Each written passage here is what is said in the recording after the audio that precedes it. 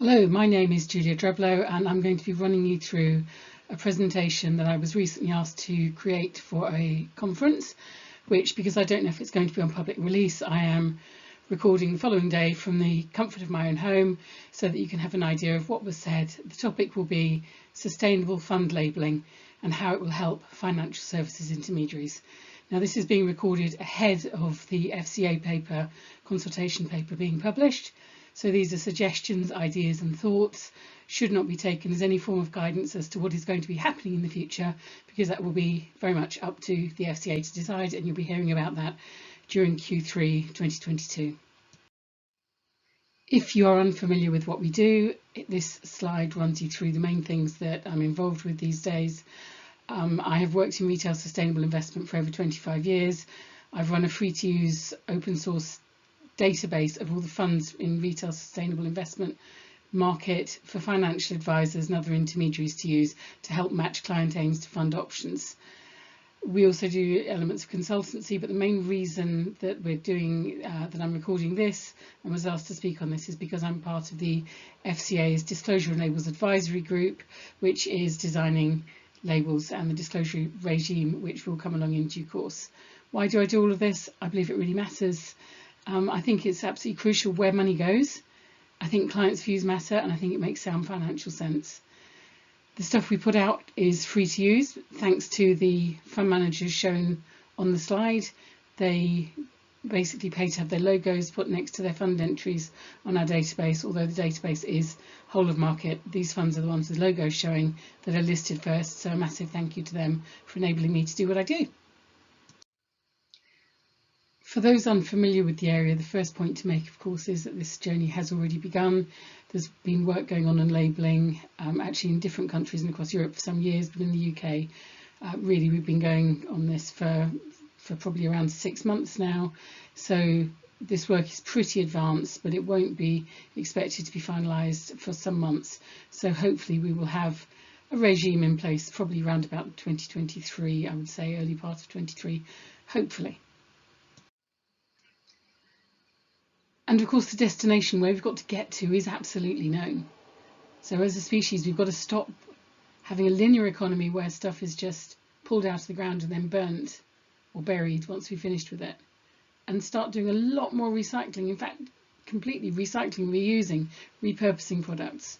And we've got to get to net zero. We have got to address climate change and the other related issues. Biodiversity loss is firmly linked to that also, and the way we treat nature, the natural world. So net zero by 2050 is absolutely imperative. But a really important concept that's often overlooked here is the concept of a just transition.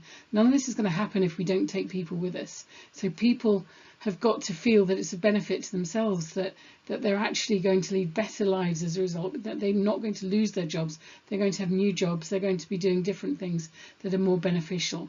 So these concepts are well understood now, they've been studied for many years, and these are where we've got to get to as swiftly as possible. But of course this journey won't be easy. Now the purpose of this presentation isn't to go through the detail here, but just be aware the planet is warming faster than expected. Climate scientists are scared. People who are involved in this know that things are accelerating at a rate that was not predicted. We are not in a good place. We also know that we are pulling tons, in fact hundreds of billions of tons of stuff out of the ground every year, and that clearly cannot be sustained. Most of it is not recycled or permanent, most of it is just trashed. So we cannot continue our current unsustainable lifestyles. These topics are of course not new to investors. The first retail ethical fund was launched back in 1984. A lot of investors, investment management professionals have been well aware of the opportunities and risks associated with how we manage environmental and social issues for decades. There have been a range of different strategies that have emerged at different times, but the important thing about them is that these funds are intended to do slightly different things, to appeal to slightly different people, but they are complementing one another, not competing, because we need the entire investment universe to come on board and to help drive us towards a sustainable future. Many investors are, however, newer to the area, or investment professionals are newer to the area. In the past, we had funds that were relatively what we would probably regard now as being deep dive, so deeply themed or focused on environmental or social or sustainability type issues, either with or without ethical issues being involved also.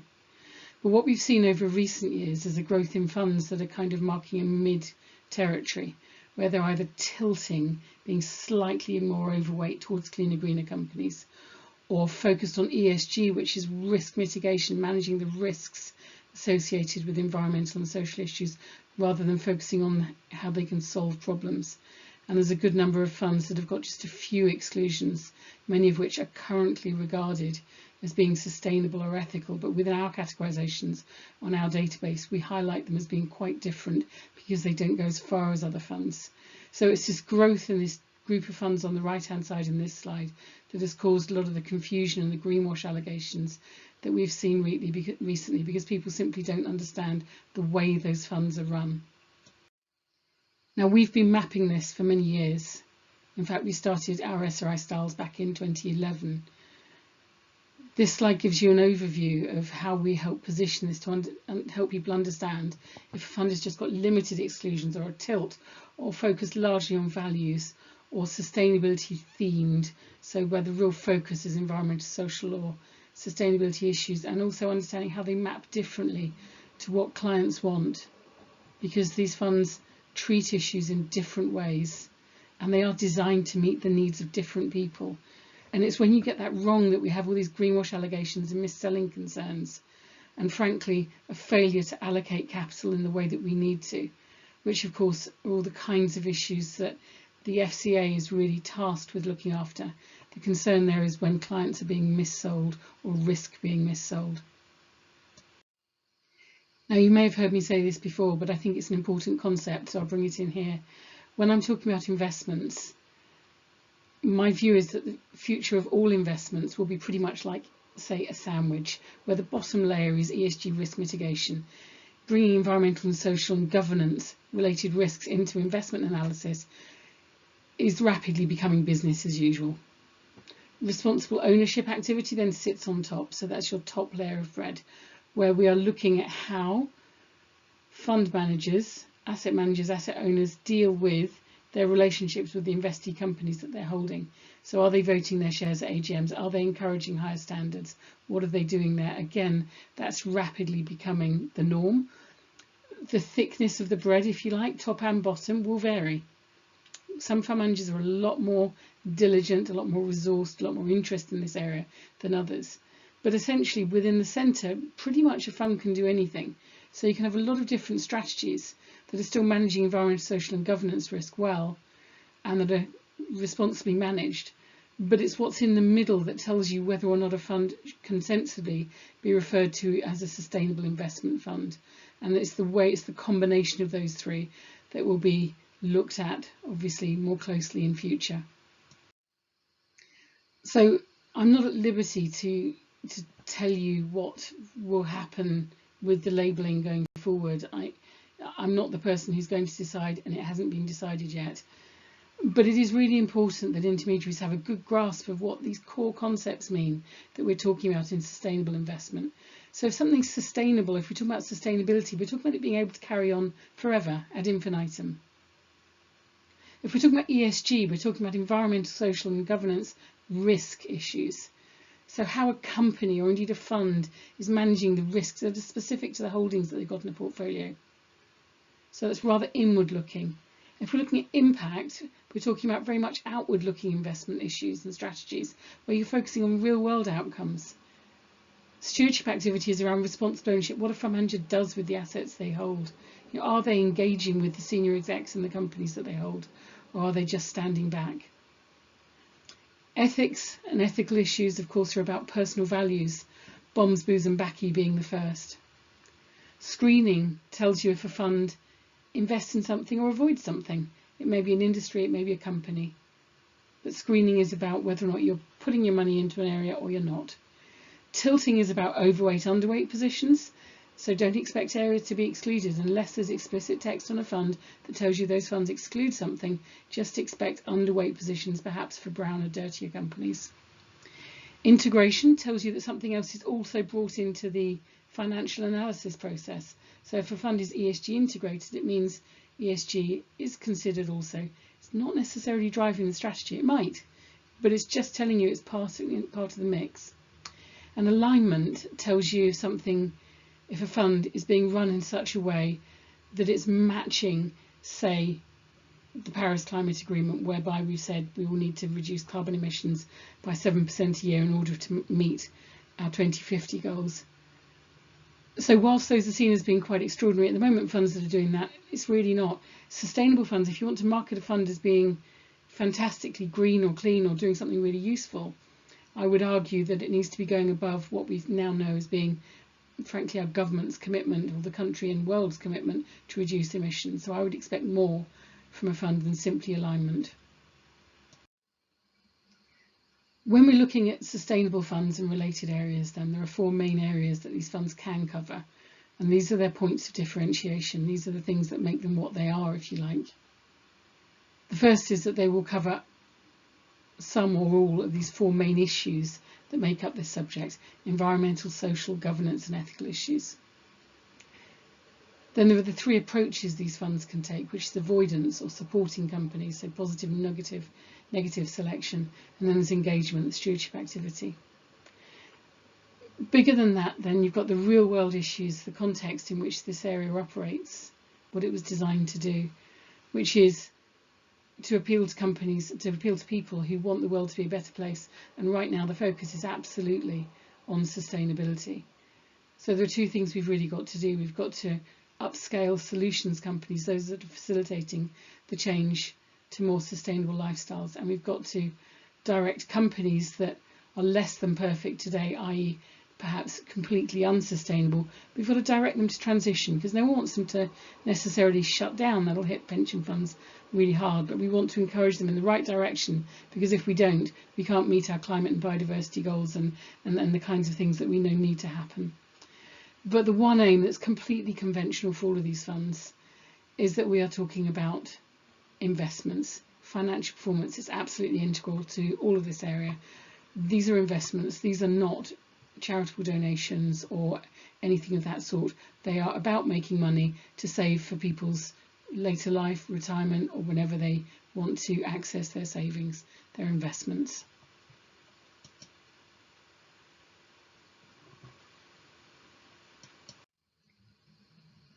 And we're well aware that these things are not easy to navigate. In fact, I've been talking with IFAs on this area since the early 90s.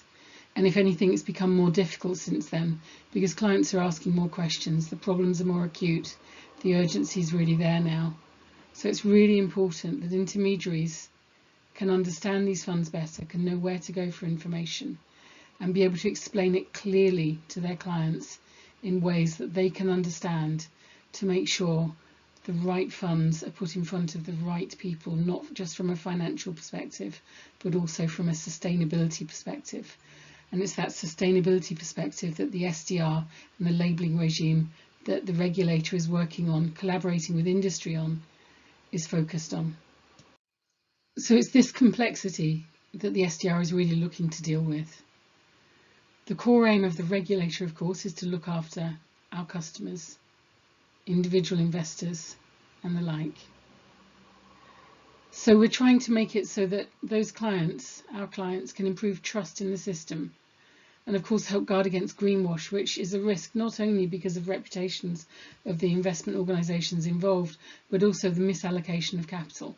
Now the FCA has been tasked with bringing climate change into its remit. It's clearly not its core, central, primary remit, but it's relevant. The government has tasked the FCA with thinking about and playing its part in addressing climate change in order to meet the UK's commitments under the Paris Climate Agreement and our plans to reach net zero.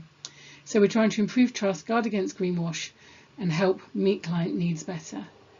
So what the labelling will hopefully do is help people to understand similarities and differences between funds, not trying to say what's necessarily right or wrong so much as making sure that people know what a fund does.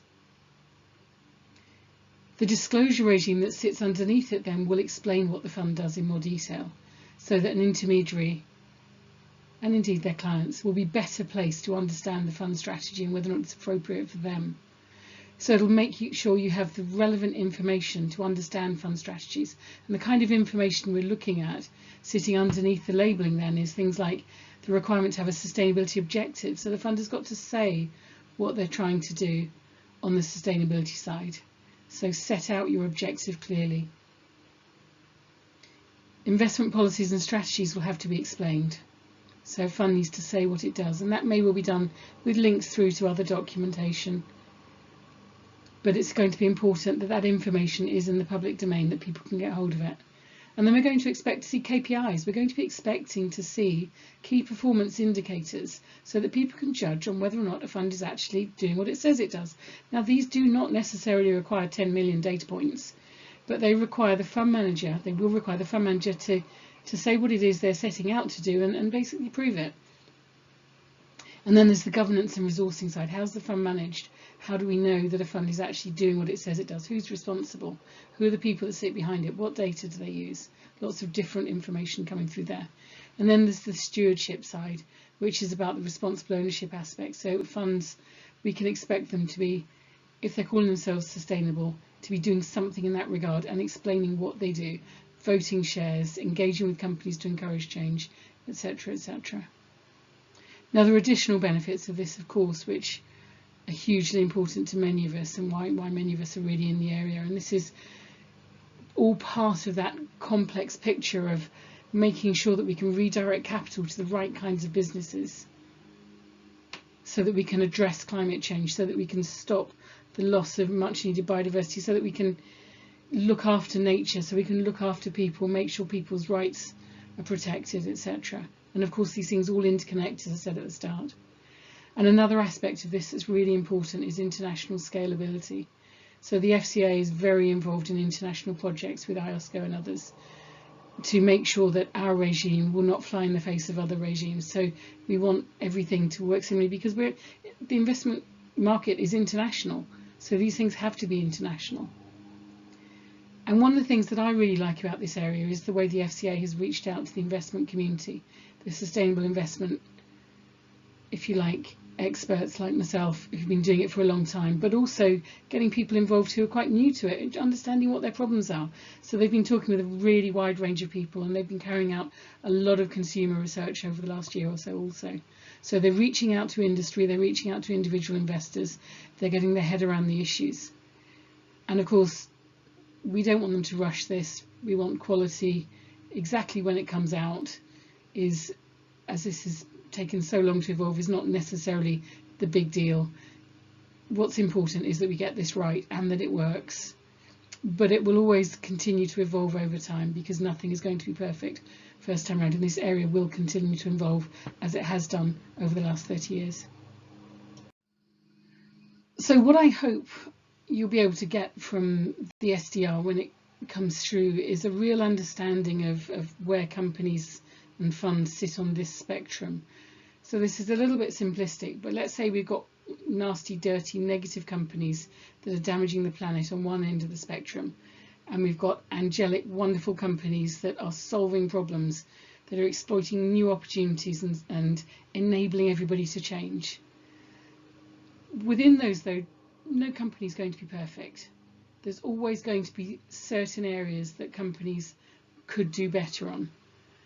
But on the left-hand side, on the one side of the spectrum here with the dirtier companies, what those companies need fund managers in particular to be doing, and also other asset owners, is to be encouraging them to change. They need them to be putting all the pressure they can on them to change what they do to become cleaner and greener and more sustainable. So on that end, you've got the stewardship side, the pushing for change. On the other extreme, we've got those companies that are very often very small and often undercapitalised, many of which will still be nascent today, but those companies need to grow, so they need your capital. The majority of investments, of course, are somewhere in between the two, which is why a lot of fund managers in this space will be both engaging and having specific stock selection strategies that favour particular areas and particular themes and focus on particular solutions or challenges. So expect most to be a combination.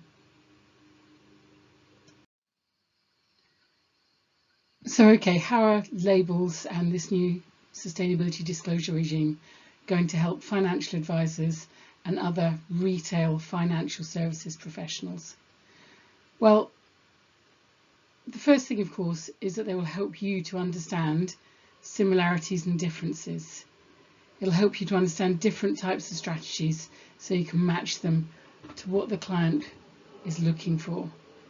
It will also help you to simplify the client message, because over time I feel sure that a shorthand will evolve. Now, the EU SFDR wasn't designed to be a client-friendly labelling system. This is.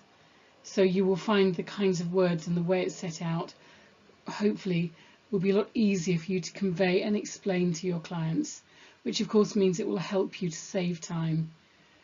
It will also mean that it helps you to avoid misunderstandings with clients, because there's nothing worse, obviously, than some information being put in front of a client, them thinking it means one thing and it turns out it means something different.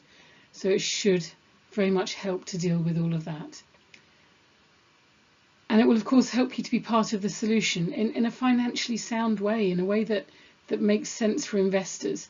We're not talking about tiny niche investments here, we're talking about pretty much all investments that can either focus more or less on sustainability. So for you to be able to use your power as an intermediary and your clients to be able to use their capital towards either pushing for real change through stewardship activity, or the reallocation of capital, directing it towards cleaner, greener companies that are solving problems, or wherever they sit on the spectrum in between, perhaps companies that are already regarded as being sustainable because they're not offending anybody, they're not inherently unsustainable, they're doing good things, but there are areas of perhaps imperfections where engagement's still happening. Enabling you to understand what those funds are doing and to direct clients' money accordingly so that you can be part of solving the problem. Nobody goes into becoming a financial advisor to cause problems, but the way we're investing today, the way capital is allocated and the way owners of assets behave is causing the problem.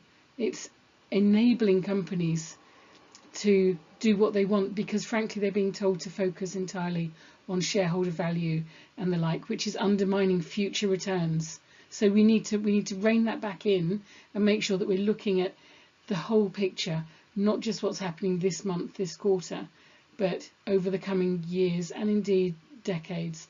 But frankly, we're now looking at timescales of years rather than decades for this stuff to start to really bite. So be part of the solution rather than being part of the problem. Okay, so in short, this stuff matters. The FCA has got a remit to look after clients, to make sure that clients aren't misled, scammed, etc., etc. But sustainable investment goes well beyond that. It goes into the real world. It's talking about real issues, what's happening on the world around us, where we actually live, the planet that we rely on. So it's a far bigger thing than the FCA. But the FCA's work is really going to try and keep this simple so that we can have maximum impact. Not everything that they say is going to always suit everybody all of the time, because by simplifying things, there will be people who want it to be more complicated. But we're trying to come up with something here that will make sense to clients, that you won't have to be an expert investor to understand what's being said. And of course, by improving disclosures, that'll add clarity so people can go away and read the detail. There'll be different levels of detail targeted for different people, but there'll be a lot more information that will become available. But really importantly, we know this isn't straightforward, okay? There's been problems in this area for a long while. As it's grown, people have wondered why funds are different.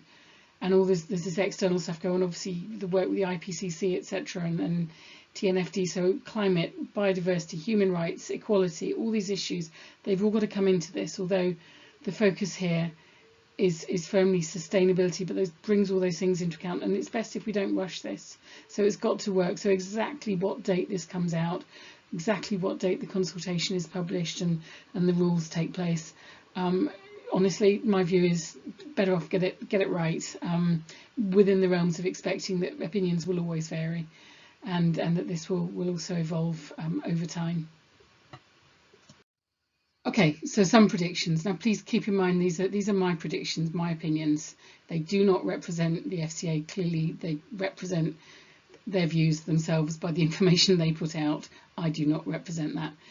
But listen, I really think this area will continue to grow. I think clients will continue to be increasingly interested, and it's many different ways. It does need regulation, though. We've got to a point in time where things are so urgent that just leaving things being voluntary is clearly not adequate. So investors will pay more attention to environmental and social stuff because they're more financially relevant than they were. The opportunities and the threats are opening up, they're growing all the time as people are understanding the harm that we're causing. But by causing harm, by addressing those things, of course, that represents investment opportunities. So that's the good news, the flip side to the harm problem also.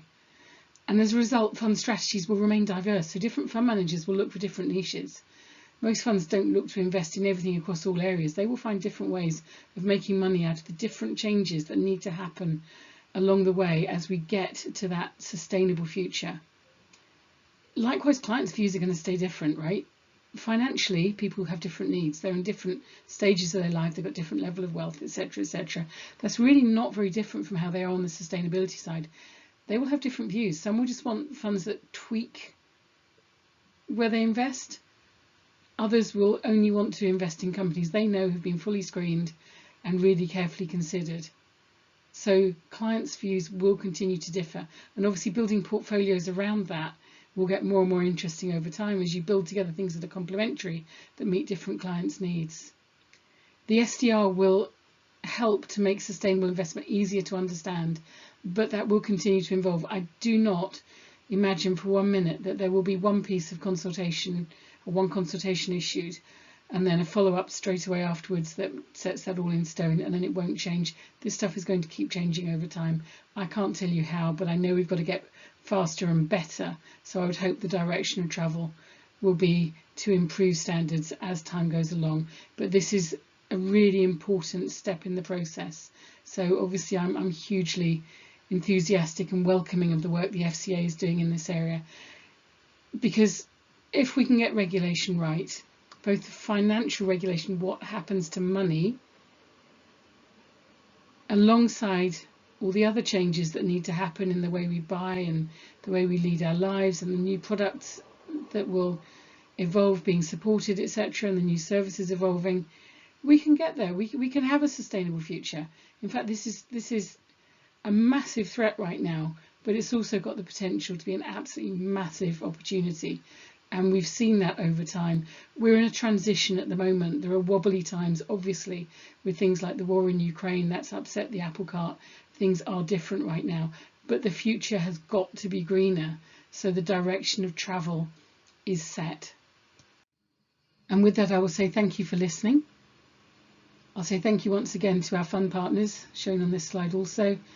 You'll be aware that we've got the database that's available for free for everybody to use, Fund Eco Market, and our main site sriservices.co.uk, and there's the app which is pictured here, so you can download our app for free as well to find funds that meet individual client needs. So that's the Fund Eco Market app, which is on Android and Apple platforms. So thank you for listening. Hope you found that useful.